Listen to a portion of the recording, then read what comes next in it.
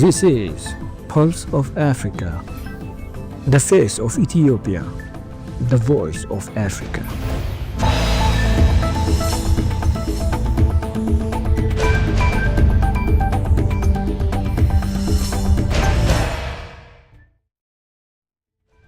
Greetings viewers, you're watching Pulse of Africa. I am Samia Mohammed bringing you today's latest news. First, here are our top stories. Cameroon to hold regional election on November 30.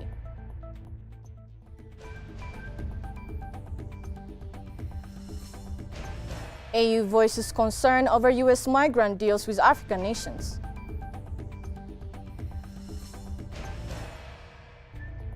Morocco's new cinema law takes effect.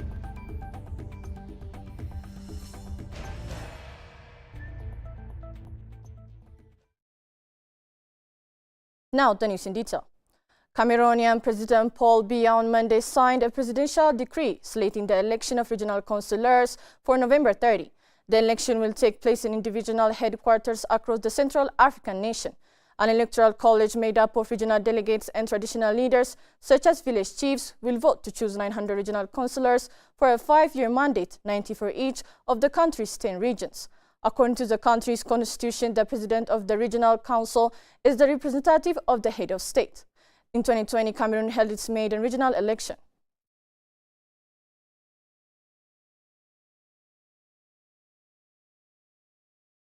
Senegal's President Bassirou Diomaye Faye on Monday said Africa could help feed the whole world, arguing that youth must be at the heart of agricultural transformation.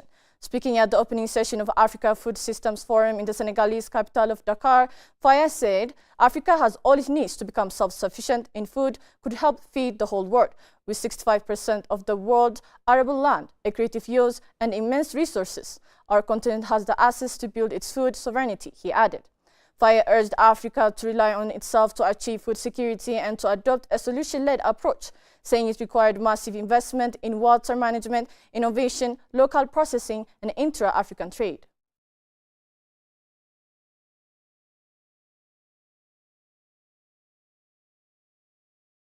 The African Union's rights body on Monday expressed concerns over deals by Rwanda and Uganda with the US that would allow the transfer of deportees to those countries. The African Commission on Human and People Rights in a statement urged Rwanda, Uganda, and other African states to ensure transparency in such deportation deals, protect the rights of deportees, and avoid policies that risk turning the continent into a drop-off zone for arbitrary expulsions. The ACHPR called the agreement part of the logic of externalization of migration responsibilities and exposed the persons concerned to increased risk of violation of their fundamental rights.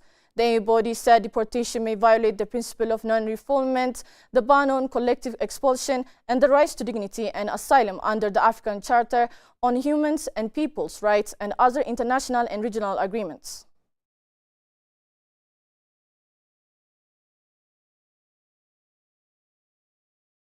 Morocco's law number 18 to 23 on the film industry and reorganization of the Moroccan Cinematographic Center has officially come into force.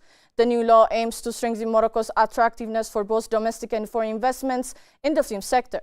It focuses on creating new employment opportunities while ensuring public service management principles are respected and promoting competitive rules within the film market. Another key objective is enhancing the prominence of Moroccan cinema nationally and internationally. This approach seeks to establish an advanced and a distinctive economic model specifically tailored to the film industry.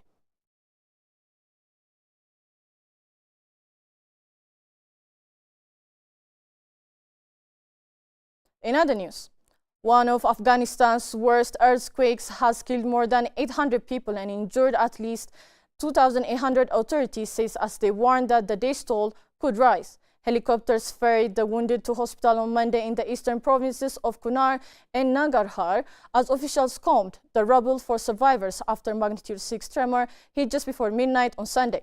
At least 812 people have died, government spokesperson Zubi.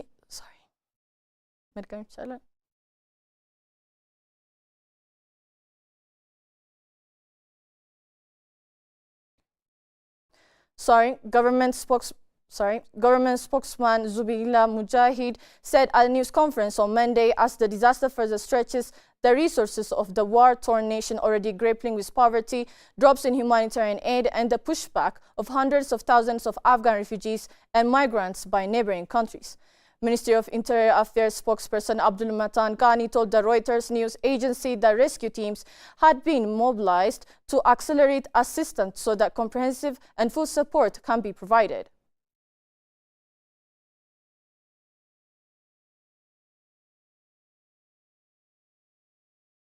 Britain said on Monday it would suspend applications from registered refugees to bring family members into the country in order to give the government time to toughen the rules, its latest attempt to cut the number of arrivals.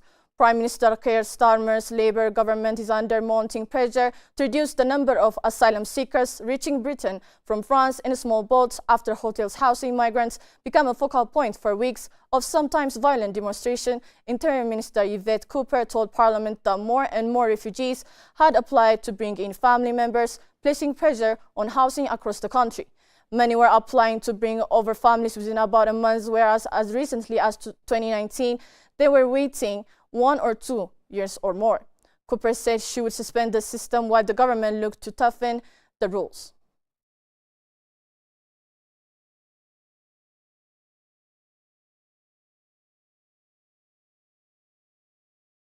The story of resurgent Ethiopia and burgeoning Africa is here, only on the Pulse of Africa channel. All the time, Pulse of Africa, the face of Ethiopia, the voice of Africa.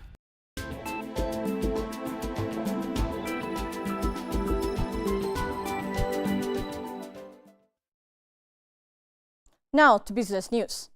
Namibia faces tighter US dollar liquidity and higher settlement costs as the recently imposed 30% US tariffs on South African exports weaken the very financial challenge it relies on for cross-border trade payments, according to an analysis by Namibian research and investment firm Simony Storm Securities. According to an SSS report released Monday, although Namibia's direct exposure to U.S. markets is relatively small, its reliance on South Africa's financial system magnifies the impact of any fluctuations in those markets. Most Namibian banks do not hold direct correspondent accounts in New York and instead rely on South African banks for U.S. dollar clearing, the report said. It noted that the decline in South Africa's sales to the United States due to the new tariffs would lower the amount of dollars coming into its banks, which would hurt systems Namibia depends on and lead to slower payments, higher costs for transactions, and less money available for cross-border trade.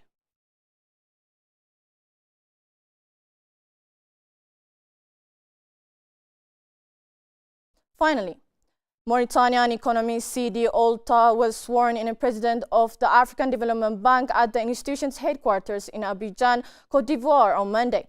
The ceremony was attended by Ivorian President Alassane Ouattara, Mauritanian President Mohamed Ould Cheikh Ghazouani, and members of the AFDB Group Board of Governors. Ouattara delivered the oath of office with solemnity. Ouattara was elected the 9th president of the bank on May 29, securing more than 76% of the vote, the highest first-term margin in the bank's history. Elected for a 5-year term, the new AFDB president outlined 4 strategic pillars to unlock Africa's financial resources, to reform and strengthen the continent's fiscal sovereignty, to turn demography into dividend, and to build resilient infrastructure.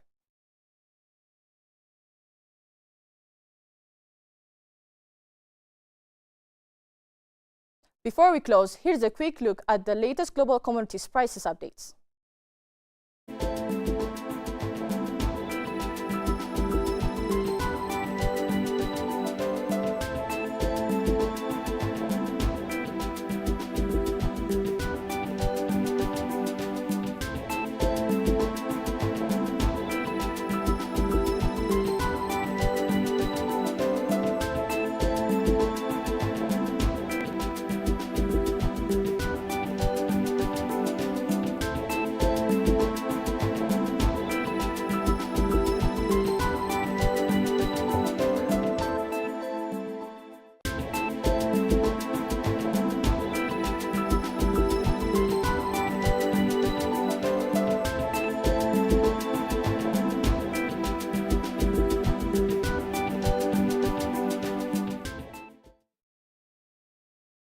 Next, let's take a look at the current weather forecast.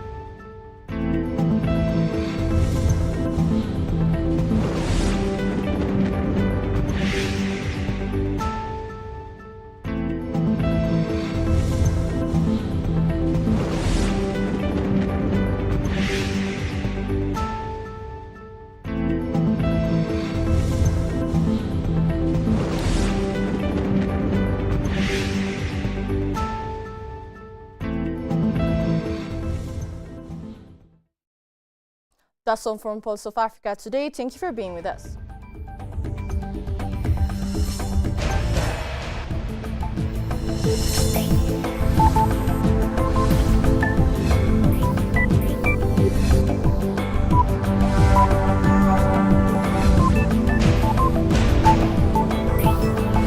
This is Pulse of Africa, the face of Ethiopia, the voice of Africa.